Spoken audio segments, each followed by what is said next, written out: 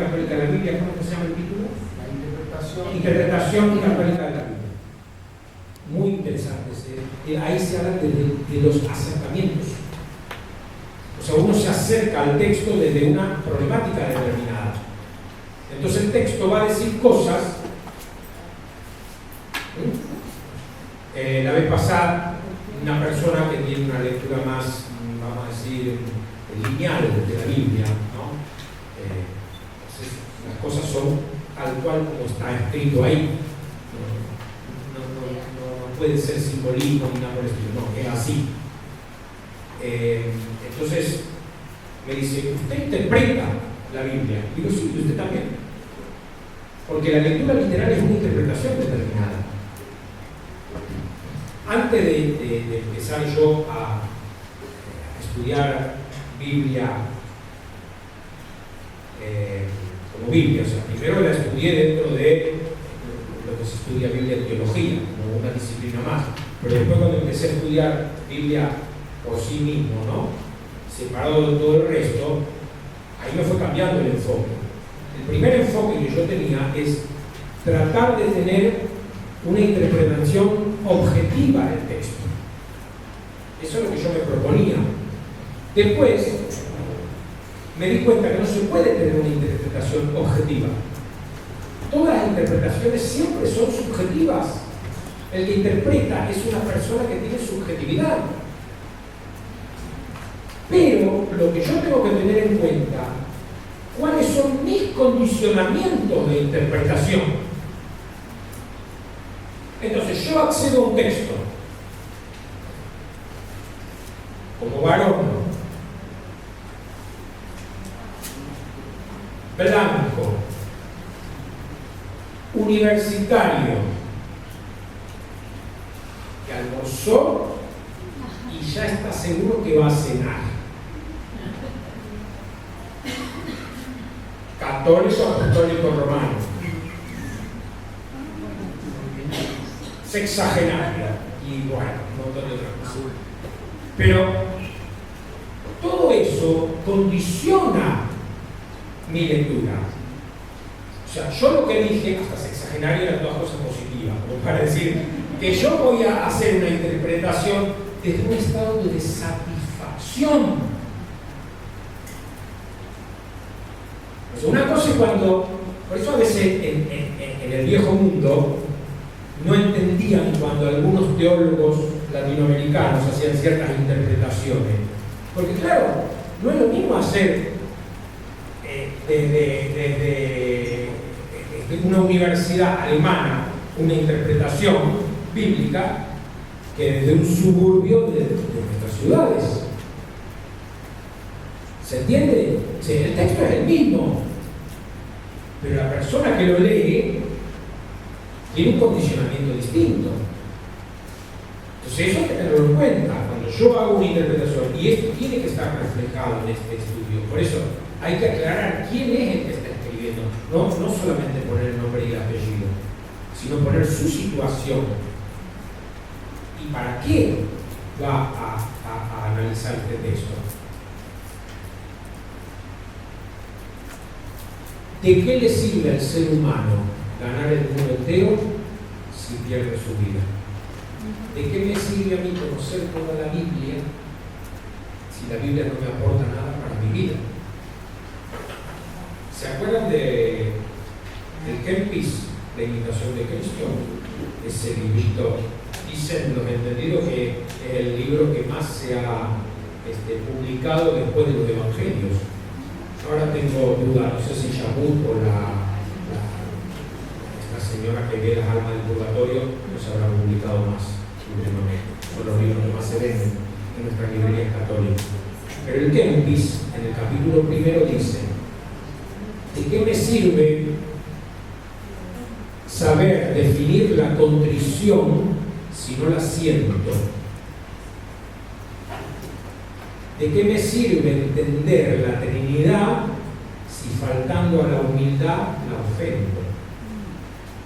¿De qué sirve entonces que uno sepa la Biblia de memoria?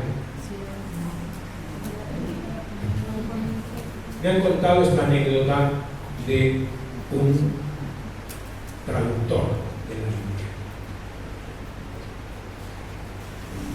un fraile español. Dice que en su orden, cuando está por morir un hermano en la comunidad, el prior tiene que estar presente. Él estaba traduciendo la Biblia. Padre, el hermanito fulano entró en agonía. Y empieza con todas las oraciones. Y el hermano se reaviva. Vuelve a su celda. Otra vez, Padre, el hermano entró en agonía. Por tercera vez. Padre, el hermano entró en agonía. Por santa obediencia, muérase de una vez. No digo, el tema es, ¿no?, que este estudio de la Biblia que estamos haciendo realmente sirva para nuestra vida, porque si no, no sirve para nada. No sirve para nada. Dice que un sacerdote también quería hacer una traducción de la Biblia, una traducción popular. Y entonces se empezó a juntar fondos para poder publicar. Mientras hacía la traducción también juntaba fondos para poder publicar. Y vino una tremenda inundación en la región y se gastó todos los fondos socorriendo a las familias inundadas.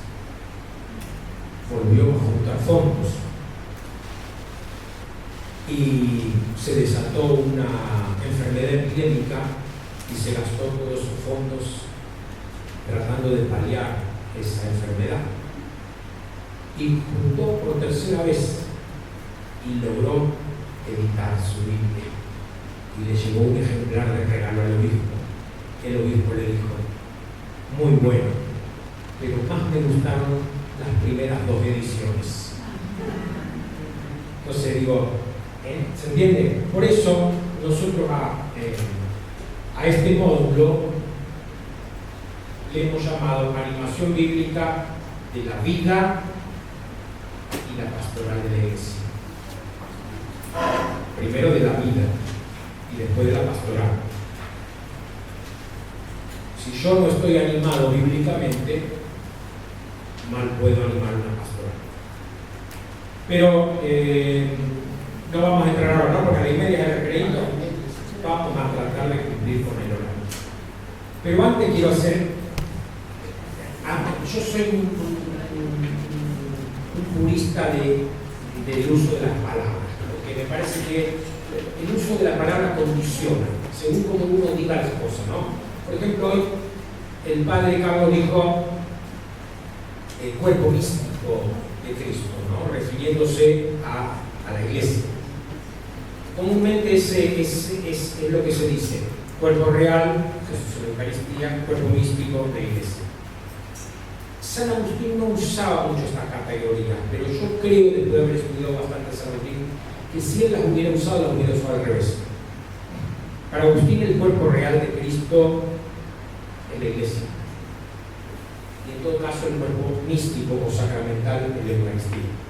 Ahora, si es místico, real, son calificativos que místico no significa que no sea real, sino que es misterioso, realmente misterioso. La vez pasada, también fui a dar una charla, y un sacerdote me dijo que yo no creía en la transustanciación. Entonces, bueno, yo no tengo por qué creer en la transustanciación, porque la transustanciación es una explicación filosófico-teológica de la presencia eucarística. Lo que yo tengo que creer es en la presencia eucarística. Y yo creo en la presencia eucarística. Porque si creo que Dios está presente en todas partes, justamente voy a negar que está presente en la Eucaristía. Lo que pasa es que la presencia eucarística es una presencia sacramental.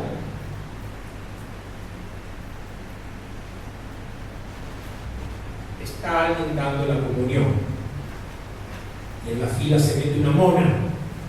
En mi parroquia no se daría cuenta. Le enchufan la hostia a la mona. La mona comulga, no había presencia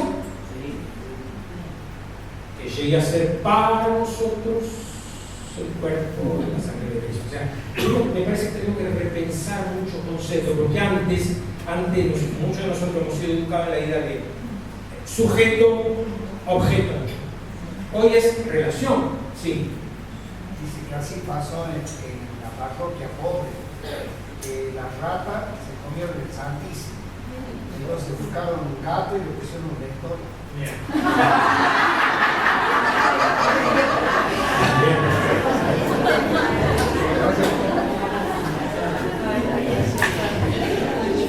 Ese chiste tiene su origen en las Paulinas que venden las autores para gatos. ¿Se entiende lo que quiere decir? O sea, nosotros tenemos un paradigma incorporado, tenemos una forma de ver las cosas y las tenemos que repensar.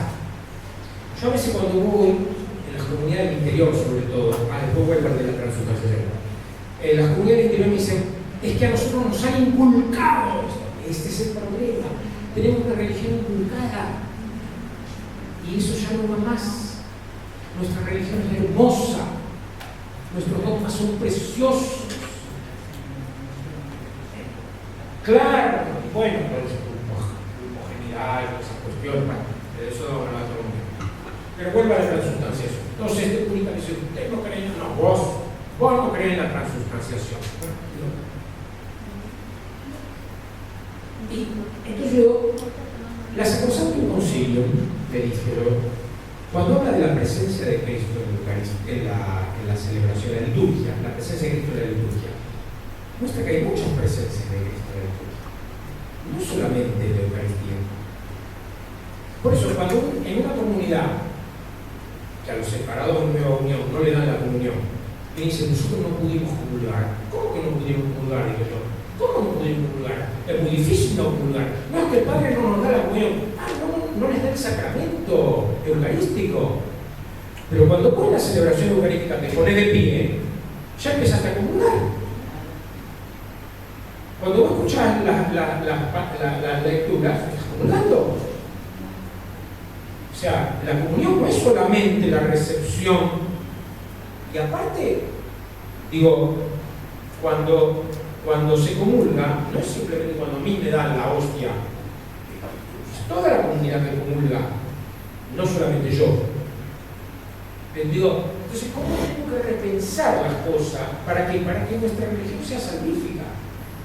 Una vez, una señora me dio un testimonio que a mí me dejó de la nuca. Yo aprendo mucho de la gente sencilla. Esta mujer, separada en Nueva Unión, misa diaria, no comulgaba hace como 20 años, no comulgaba eucarísticamente, como 20 años. Yo no recibo la Eucaristía, pero ¿sabe lo que hago? Cuando viene el momento de la comunión, elijo a una persona cualquiera que está en la fila y hago de cuenta que yo soy esa persona.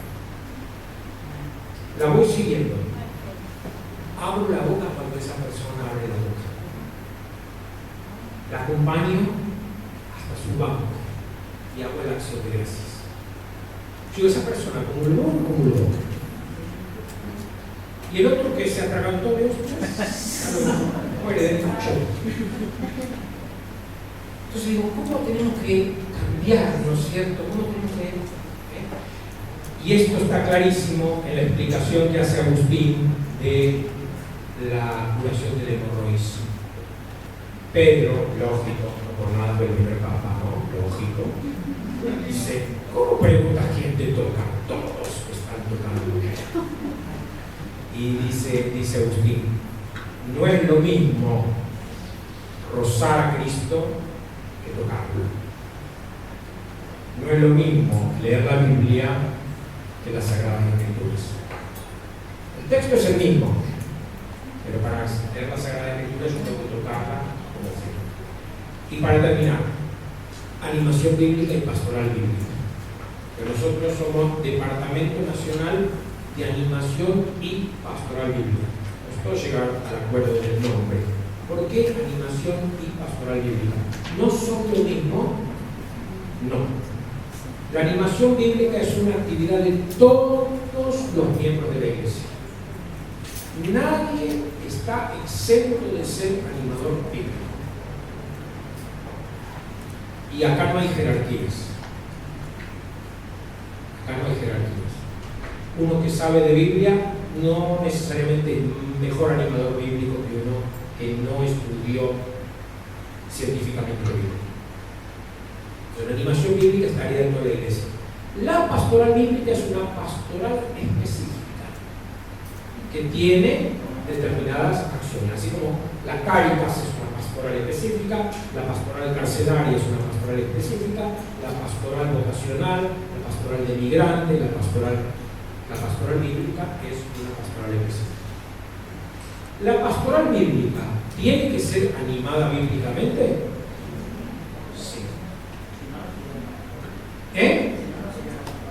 Sería una pastoral bíblica, pero fuera del paradigma de la animación bíblica. Sería una pastoral bíblica que solamente le interesaría vender Biblias, traducir Biblias, dar cursos de Biblia, como el que hace cualquier otra cosa. Última anécdota. Voy a una parroquia, Capital Federal, una parroquia muy bien ubicada. Habían nombrado el nuevo párroco. Entra para la celebración de la misa, no la misa de toma de posesión, sino su primera misa como párroco, el domingo. Yo, bueno, bien, sale así de la sacristía. Y así dio la misa, con esta gana, de brazos cruzados. La homilía, reto puro de la gente que no conoce. Voy a una segunda misa, lo mismo. Una tercera ya no me la iba a aguantar. Entonces voy y digo, escúchame, ya te vi celebrar acá 2 misas, tengo entendido que sos el párroco, le vengo a traer un negocio redondo. ¿Qué querés poner una santería? No, santería. A la noche pones una bomba en el templo, haces volar esto y pones una plaza de estacionamiento.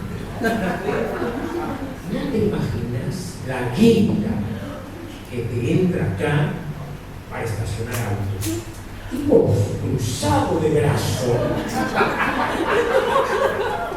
Vendés los tickets, te llenás de guita.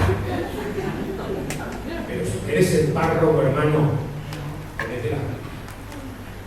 Ahora somos grandes amigos. No, pero entonces digo, ojo, ¿no? Porque la diferencia entre la pastoral bíblica y la animación bíblica es muy importante. De eso vamos a trabajar después. Esto es lo que vamos a tratar de entender. No tengan miedo de interrumpirme. A mí no me preocupa no terminar con el programa. No me preocupa porque tienen el librito, porque ustedes son gente inteligente. Aprovechen para hacer preguntas. ¿Por qué? Porque se entiende que la única diferencia entre ustedes y yo es que yo he dedicado más tiempo de mi vida a estudiar esto. Por tanto, puedo tener un panorama y a lo mejor ayudarlos a ustedes a evitar errores que yo ya cometí. Nada más. Pero siempre estamos arriesgando. Y si me equivoco, capítulo 6 del Génesis. Se arrepintió Dios. Siempre que nuestro Padre se arrepintió. Pero sigamos leyendo y terminemos como Dios, colgando el arco y diciendo, nunca más voy a castigar. Si nos equivocamos, no castiguemos a nadie, ni siquiera a nosotros. Empecemos de nuevo. Lo difícil no es equivocarse, sino no equivocarse. Lo difícil no es morirse, sino estar vivos. Y como dice la Biblia, más vale perro vivo que león muerto. Dejen a los leones en el zoológico. Nosotros somos perros de parroquia, pero estamos vivos. Pero no gastemos tampoco pólvora en China. Bueno, ahora entonces, ¿a qué hora? A las 17 volvemos. Me imagino.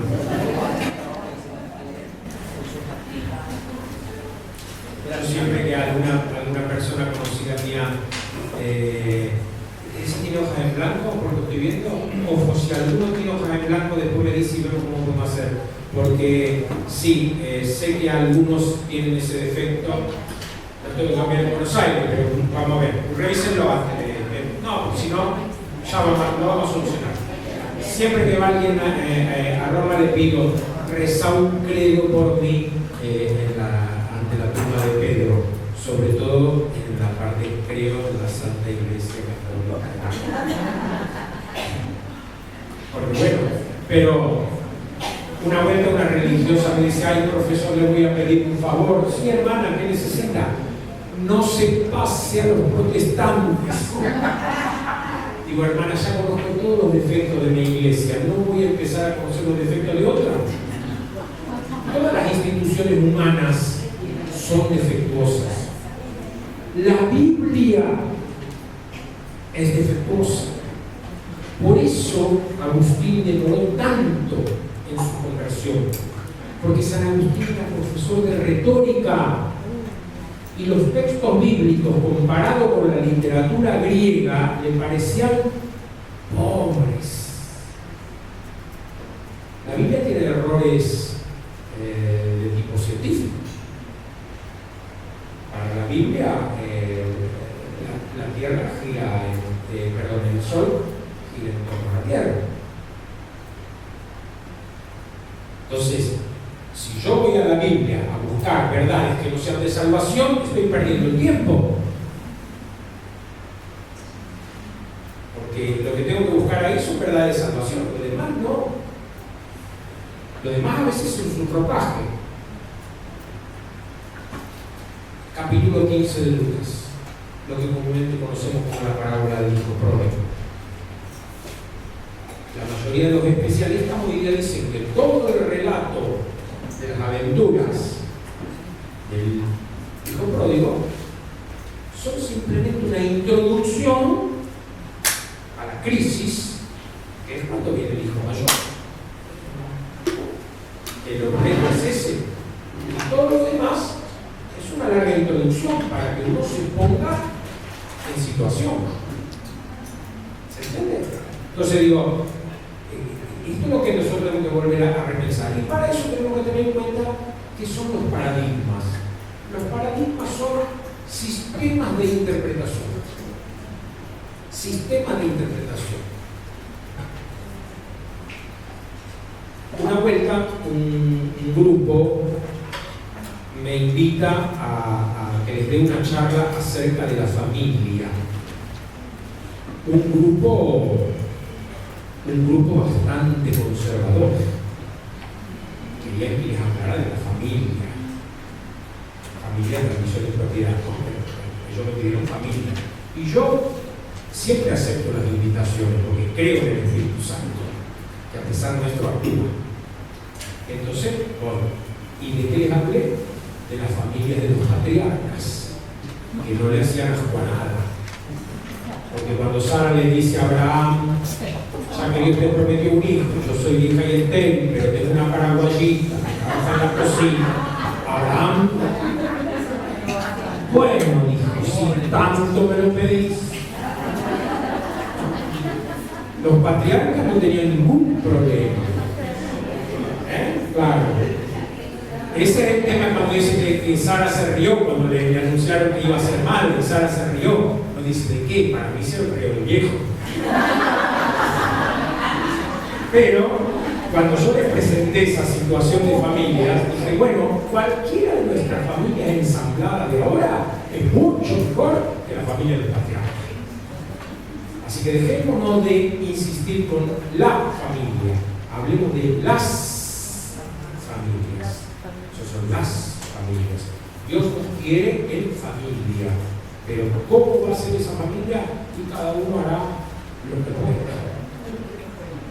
Lo que puede. Yo tengo esa desgracia, que muchas veces la gente se confunde conmigo. Una vuelta también un obispo me invitó para que le predicara ejercicios espirituales a su clero. Como soy el director del Departamento Nacional de Biblia, pensó que tenía que ser cura.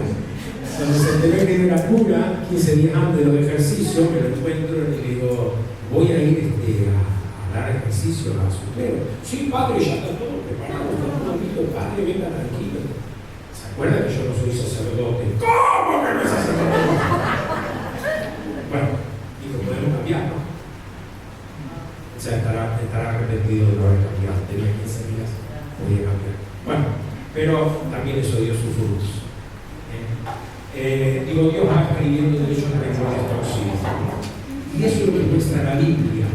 Por eso para mí la Biblia es una gran fuente de consolación. Una gran fuente de consolación.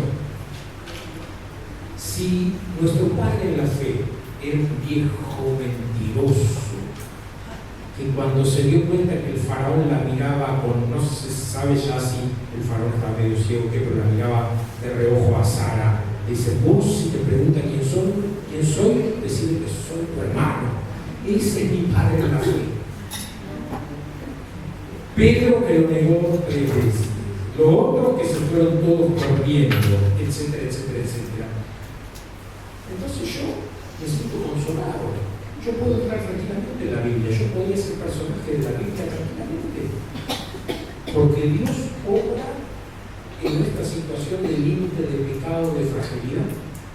La vez pasada me invitan a una comunidad de Paraguay a dar un cursito bíblico y uno de los organizadores dice, no se hagan muchas ilusiones, no va a venir mucha gente, porque acá no les gusta leer la Biblia.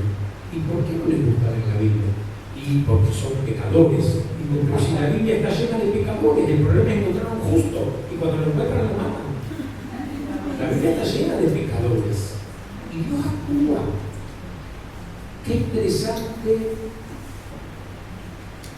El segundo libro de Samuel, capítulo 11 y 12, cuando David se asoma por la terraza y se encuentra esa nueva vecina que no la tenía vista todavía, la historia que ya sabemos.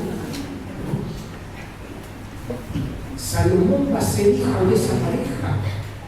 Salomón no es el primer hijo de David, no era el que tenía que suceder a David. Sin embargo,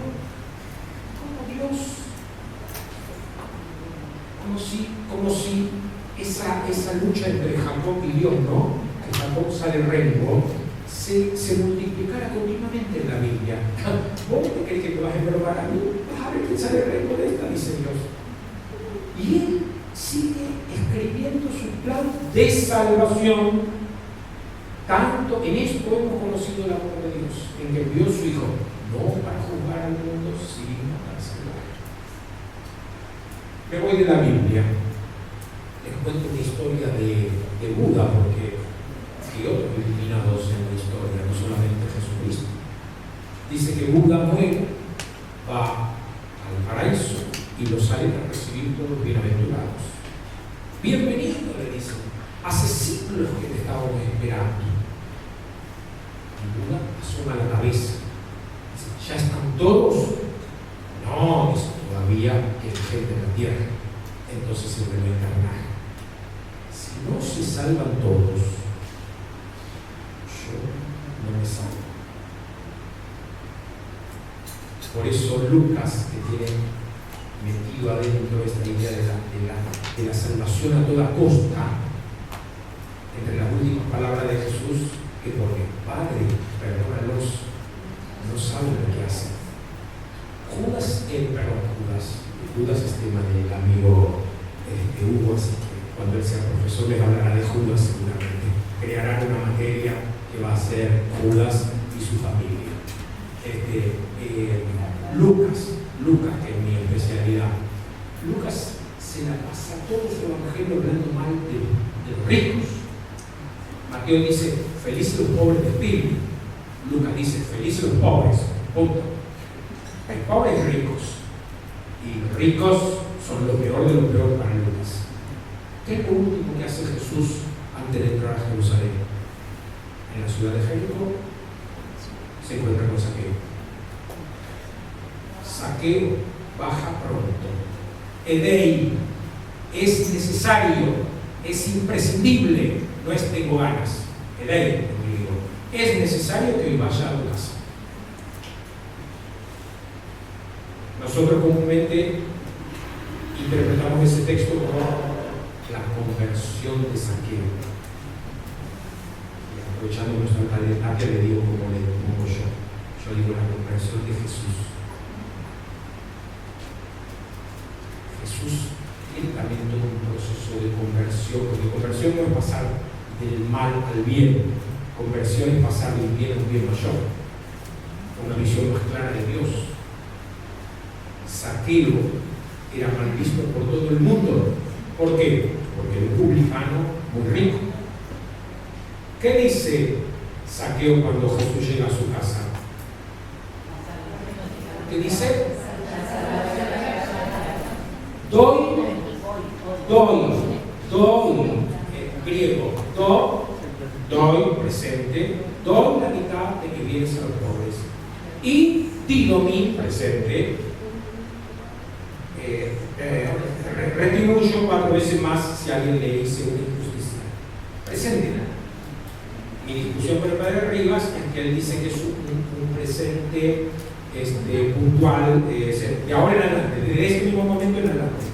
Para mí es un presente que viene del pasado. Esto es lo que yo estoy haciendo. Esto es lo que hago siempre, nadie lo sabe, pero yo lo hago así.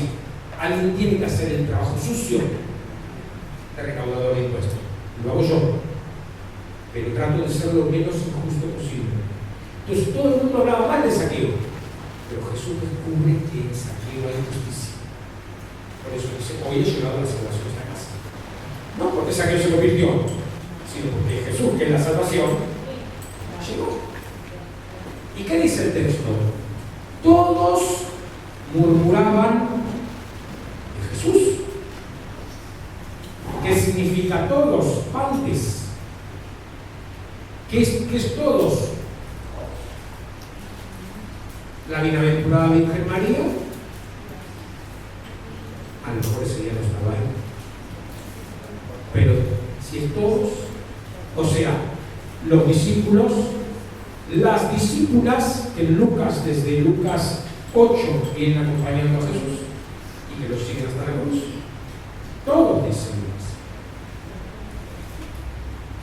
Pero no murmuraban de Zaqueo, murmuraban de Jesús.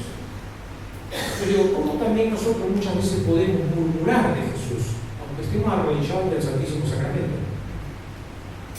Porque no entendemos el plan de salvación universal. En la medida en que dejemos a alguien afuera, no entramos en la lógica de Dios y necesitamos convertirnos. Y ese es nuestro trabajo, continua conversión. Hay que rezar por la conversión, nuestra conversión. Una vuelta me contaba un pastor evangélico que había organizado un centro para asistir a enfermos de VIH y SIDA. Y vieron que los evangélicos tienen una comisión económica siempre que la que maneja los fondos, no el pastor cobra un sueldo. Entonces esta comisión económica le pagaba el sueldo al pastor para que se ocupara de ese servicio. Y la comisión económica fue a pedir cuentas de cómo estaban llevando las cosas, él muestra todas las cuentas. Y nunca falta alguien que es más papista que el Papa, también los evangélicos tienen, ¿no? Alguien que es más luterano que Lutero, vamos a decir. Entonces le dice, ¿cuántas conversiones se dieron en este año? El pastor le contesta, una, la mía. Qué interesante, ¿no? ¿Cómo? Si alguien queda fuera, yo estoy afuera. Si no logro traducir esto como palabra de salvación, no estoy haciendo animación bíblica. ¿Cuántas veces hemos anunciado malas noticias en nombre de Dios? Y evangelio significa buena noticia. Entonces, Por eso a veces cuando en los medios de comunicación y demás nos señalan, nos atacan, igual. Una vez un curita me decía, qué poca gente que viene a la iglesia, demasiada todavía, digo. Y otro me dice, ¿por qué será que a mi parroquia solamente vienen mujeres grandes? Porque para ellas tenés una buena noticia, les están diciendo que después de esta vida hay otra. Pero para el resto son todas malas noticias, porque lo que no es pecado engorda. Entonces todo está mal. Tenemos que repensar que no es el lenguaje de la Biblia. Sí, en la Biblia también nos encontramos muchas veces con denuncia, pero en la Biblia siempre en el fondo escuchamos el cambio positivo que Dios apuesta a la creación. Y tenemos que volver a eso, convertirnos a Jesucristo. Todos los que estamos acá somos creyentes, no me cabe la menor duda. El tema es si creemos en el Dios de Jesucristo o en que Dios creemos. Porque a veces nuestro Dios no es el Dios de la Biblia. Y hoy lo dijo muy bien el padre Carlos, ¿no? El Dios de los filósofos es una cosa, pero el Dios de la Biblia es otra. El Dios de la Biblia es cambiante. El Dios de la Biblia... Por eso hay que repensar un montón de cuestiones. Y hablar con más humildad. ¿No? Mejor no hablar tanto de Dios. De hecho, Jesús no lo hacía. Jesús ¿de qué hablaba? Del reino de los cielos. Pero no hablaba tanto de Dios. En Juan sí. Pero bueno, Juan es otro. Bueno, vamos al texto. Si alguien tiene que decirme algo, me lo dice. Y a mí no me ofende que alguien piense distinto. Me duele que alguien no piense. Sí. Sí. Jesús, en todos los evangelios, realmente no dice, nunca dice yo que sabemos un cufe, nunca se pone que él es salvador. Estoy hablando de enfermedad, no sé. Siempre dice cufe que ha salvado. O sea, no se Bueno, esto es un tema. A ver. Eso tiene que ver con los relatos de milagros. Miren que estoy diciendo yo. Relatos de milagros. A mí me ayudó mucho, me tranquilizó mucho el empezar a interpretar la escritura como escritura. O sea, yo estoy interpretando un relato. Entonces, los relatos de milagros de Jesús, vamos a la pregunta de Juanito, la vamos a modificar. Entonces, no es.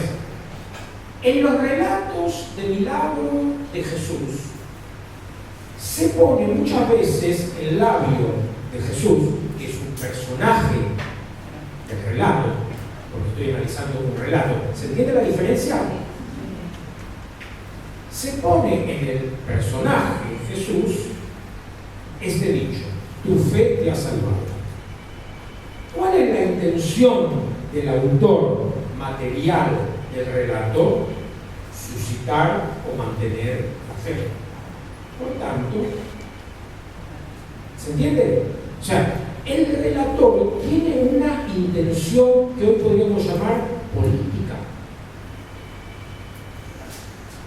Por ejemplo, Lucas, que escribe pensando en el Imperio Romano, deja bastante mejor parado a Poncio Pilato que los otros evangelistas. ¿Por qué? Porque él quiere mostrarle al imperio que el cristianismo no es peligroso. ¿Hace mal con lo que hace? No, porque eso que hace es una herramienta literaria para conseguir un fin.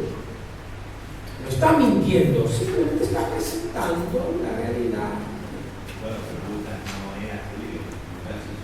No sabemos quién era Lucas, porque ven que los evangelios, nosotros decimos que evangelios según la tradición de Lucas. No sabemos quiénes son los autores materiales de los evangelios. Por eso tampoco podemos saber cuál era la intención del autor, sino que son hipótesis. Y hay tantas hipótesis como biblistas y a veces más, como les dije, 2 biblistas, 3 hipótesis.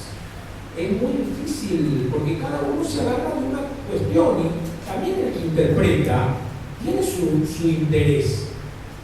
El tema es cuando el interés es malsano, cuando la intención no es buena. Este es el problema.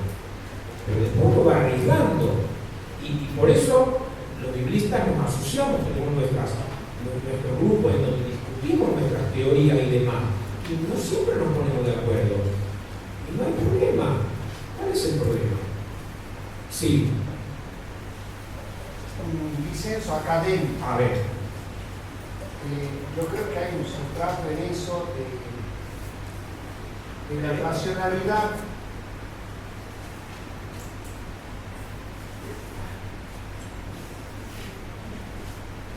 de dos condicionamientos que tenemos nosotros en el siglo XXI. Una que no nos terminamos de despegar de la racionalidad del método histórico crítico, que era muy racionalista, y en eso hemos sido formados todos los exégetas, nosotros todos incluidos. Y el segundo es el trasfondo de posmodernidad de individuo. Entonces es muy subjetivo, queda como queda, como el sujeto. Yo creo que hay que hacer una reconstrucción, como dice el documento pontificio, visión bíblica. Porque si no, como Lucas, Jesús nunca hizo el milagro y él quiso enseñar la fe a la comunidad.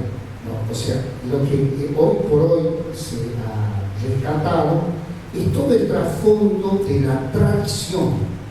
La primera comunidad que vivió y padeció con Jesús, esa comunidad fue muy importante, esa la que rescata el Jesús histórico, la que rescata. Esa comunidad la transmisión se hizo verbal, mucho tiempo, verbal, y se fueron después plasmando en algunos textos. Esos mismos textos no eran libritos que yo escribo y que quiero vender, sino que los textos se pusieron a esa comunidad, y esa comunidad, eso está muy estudiado hoy en día, como es la tradición oral. Es como cuando uno cuenta un cuento, el cuento siempre tiene el mismo final, pero uno lo adapta, ¿verdad? Y se tú vas a catalogar esto. Eso pasa muchas veces con el Evangelio.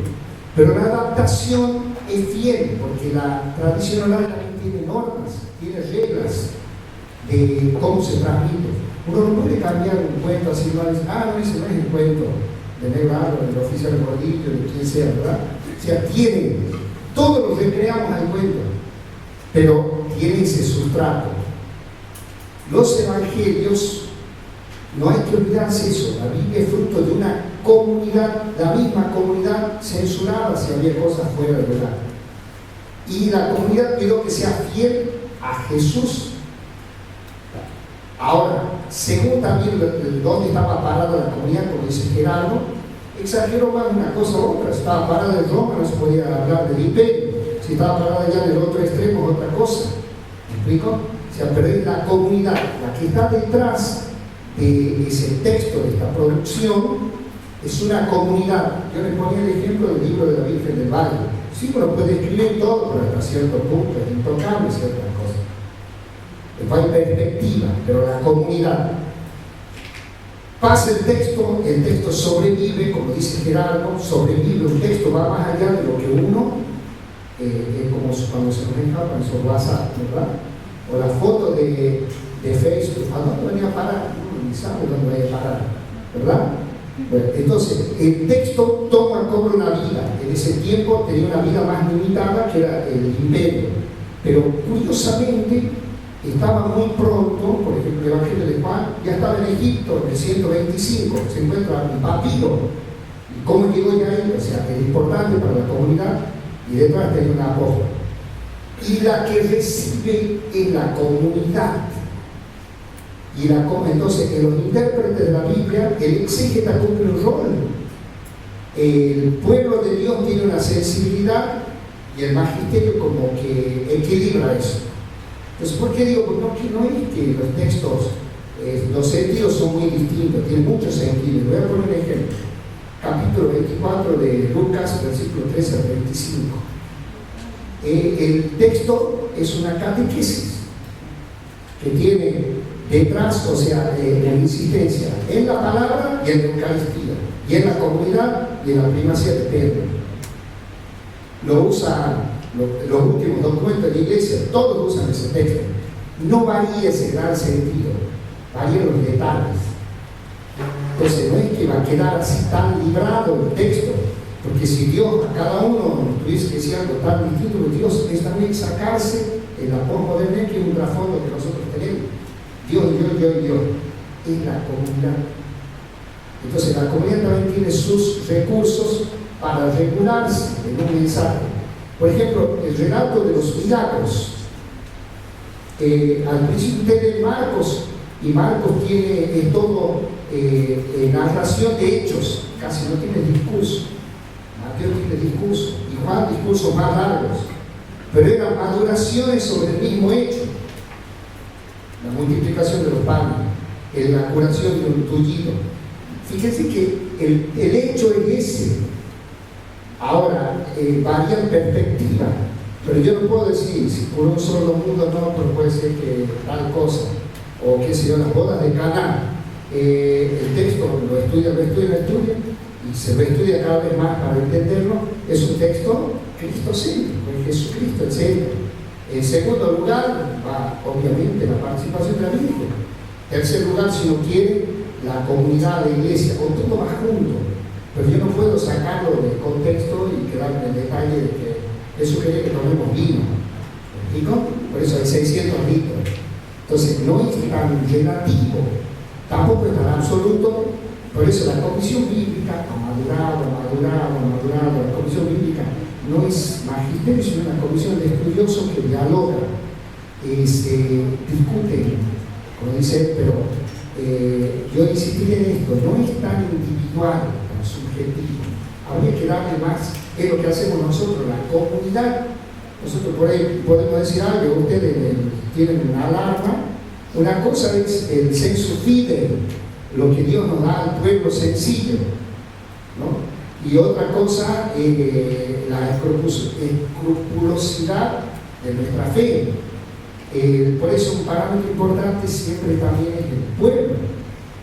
Y pues yo pongo el ejemplo, el dogma de Inmaculada. La gente creía en esto, la Virgen no sabía cómo formularlo, pero era un dato.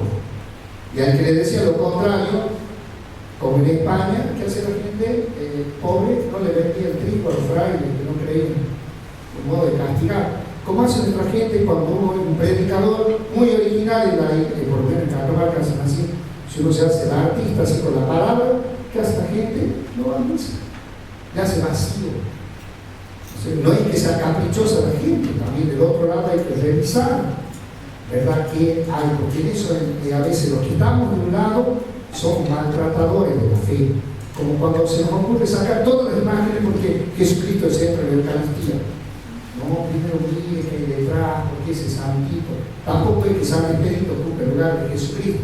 Es un discernimiento de la comunidad, porque ustedes viven siempre. Ni el cura es en absoluto,